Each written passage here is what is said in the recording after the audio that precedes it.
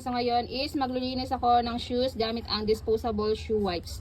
Ayan. So ganyan siya karumi. Ayan. Nilinisan ko siya ha. So gamit ko nito. So meron po siyang 12 counts or 12 wipes. Okay. So samahan nyo ako maglinis ng shoes kung talagang is nakakalinis ang shoe wipes na ito.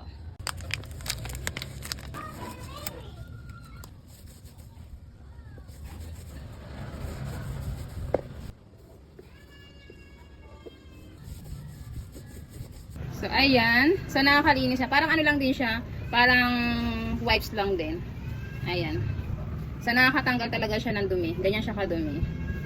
Ayan. So, kagandahan kasi dito sa shoe wipes ko. Ayan. So, pwedeng-pwedeng ilagay sa small bag. Pwedeng-pwedeng yung dalhin. Okay. In case biglang nagkaroon ng dumi ang inyong shoes. Ayan. Sira ng shoes. In case nagkaroon ang dumi ng inyong shoes. So, pwede nyo malinisan agad.